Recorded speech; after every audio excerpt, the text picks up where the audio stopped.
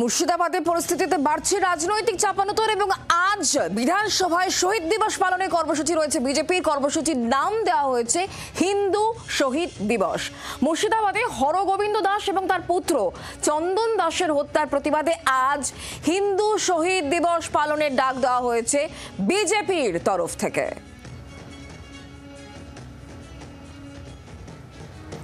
মুর্শিদাবাদের সামগ্রিক পরিস্থিতি তা নিয়ে রাজনৈতিক চাপানোতর বাড়ছে।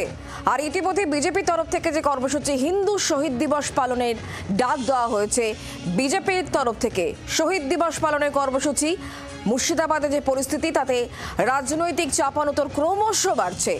বিজেপির তরফ থেকে হিন্দু শহীদ দিবস পালনের ডাক দেওয়া হয়েছে আজকে। সামগ্রিকভাবে মুর্শিদাবাদের পরিস্থিতি নিয়ে যখন আসরে গেরুয়া শিবির, তখন বিধানসভায় বিশেষ কর্মসূচি পালনের ডাক বিজেপির তরফ থেকে, হিন্দু শহীদ দিবস পালনের ডাক বিজেপির।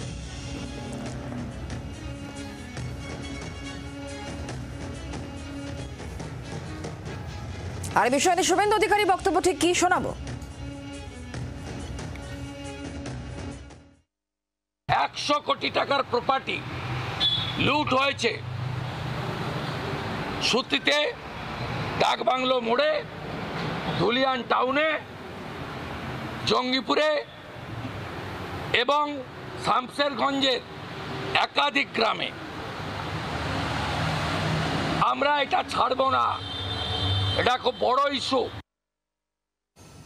আমরা বিষয় নিয়ে আরো কথা বলে জানবো। আমাদের সঙ্গে রয়েছেন কমলাক্ষ ভট্টাচার্য, আমাদের প্রতিনিধি টেলিফোন লাইনে। কমলাক্ষ, আজকে বিজেপি তরফ থেকে যে বিশেষ কর্মসূচি হিন্দু শহীদ দিবস পালন, আসলে কি তাহলে তারা এই গোটা বিষয়টা বিধানসভায় পালন করে রাজ্য সরকারের উপর আরো চাপ প্রয়োগ করতে চাইছে? এটাই কি বিজেপির কৌশল?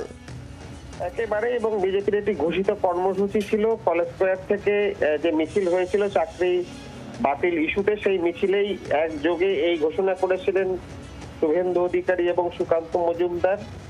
মুর্শিদাবাদের শামশেরগঞ্জ যাত্রাবাদে যে দুইজন ব্যক্তি, সেখানে হরগোবিন্দ দাস এবং চন্দন দাসের হত্যার প্রতিবাদে গোটা বাংলা জুড়ে আজকে হিন্দু শহীদ দিবস তারা পালন করবেন এবং রাজ্যের বিভিন্ন গ্রামে, শহরে, ব্লকে ব্লকে সর্বত্র এই হিন্দু শহীদ দিবস পালনের আহ্বান জানানো হয়েছে বিজেপির তরফ থেকে। আজকে বিজেপি রাজ্য দপ্তরেও বেলা 2:30টার সময় এই হিন্দু শহীদ দিবস পালন করবেন বিজেপি নেতৃত্ব। এবং আজকে বিধানসভায় 12টার পর সেখানে শুভেন্দু অধিকারীর নেতৃত্বে এই হিন্দু শহীদ দিবস পালনের প্রস্তুতি নেওয়া হচ্ছে। সুতরাং বুঝতেই পারছো যে 26-এর আগে হিন্দুত্বের ইস্যু কিন্তু বিজেপির অন্যতম মূল এজেন্ডা। সেই ইস্যুকে সামনে রেখেই হিন্দু জাগরণের লক্ষ্য নিয়েছে বিজেপি তাদের লক্ষ্যমাত্রা পূরণের উদ্দেশ্যে।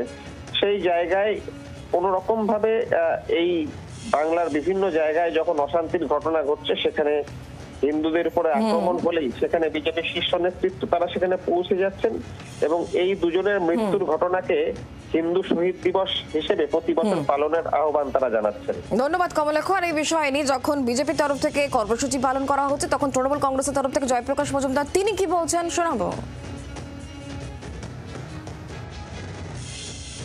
বাংলায় হিন্দু মুসলমান সব ধর্ম একসঙ্গে ছিল, একসঙ্গে আছে, একসঙ্গে থাকবে। শুভেন্দু বাবুরা যতই ষড়যন্ত্র করুক, যতই কোটি কোটি টাকা ঢালুক না কেন, বিজেপির প্রচুর টাকা, শুভেন্দু বাবুর প্রচুর টাকা, একবার যাচ্ছেন জেলায় টাকা বিলিয়ে আসছেন গুন্ডা বদমাইশদের মধ্যে যে দাঙ্গা করতে হবে।